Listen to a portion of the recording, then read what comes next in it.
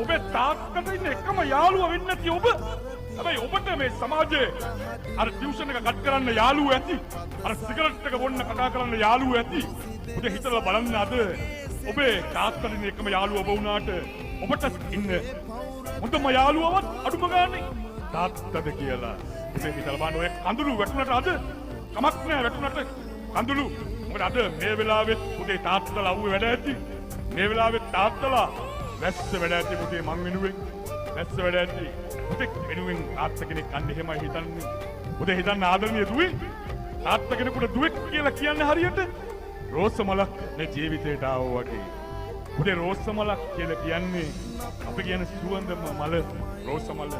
මටත් ඉන්න දුවෙක් මටත් එයාව හරියට රෝස මලක් වගේ මට පේන්නේ.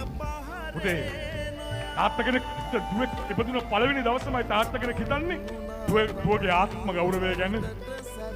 ආත්ම ගෞරවය ගැන.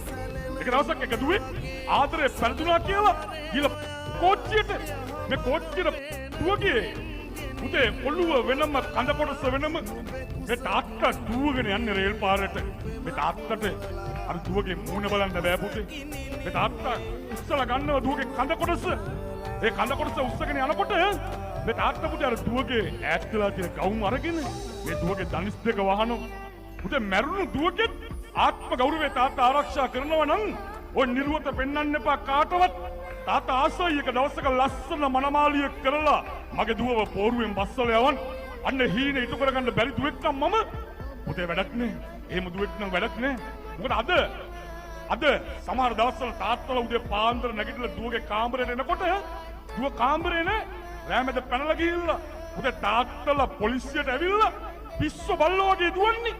අර පොලිසියත් එක්ක මගේ දුවව සර් කොහොම හරි හොයලා දෙන්න කියලා තාත්තලා පිස්සු බල්ලෝ වගේ පොලිසියත් එක්ක දුවන්නේ පුතේ. පුතේ හිතන්න අද ඒ වගේ දුවෙක්ද කියලා මම පුතේ තනියම හිතලා බලන්න. මොකද මේ ළඟදී එක තාත්තා කෙනෙක් ඇවිල්ලා මට කතා කරනවා සර් මගේ දුව පැනලා ගිහලා එනවද යන්නේ ආව එක්කන් යන්න කියලා. පුතේ මම ඒ තාත්තත් එක්ක ගියා අර ගෙදරට. අර ගෙදර අර මිදුලේ මේ දුව ඉන්නවා හිටගෙන අර නැති කොල්ලෙක් එක්ක පැනලා ගිහිලා තියෙන ජොබ් එකක්වත් නැති කොල්ලෙක් එක්ක. පුතේ මේ තාත්තා අර මිදුලේ ඉඳගෙන මේ දුවට කියනවා පුතේ යමු ගෙදර කියලා.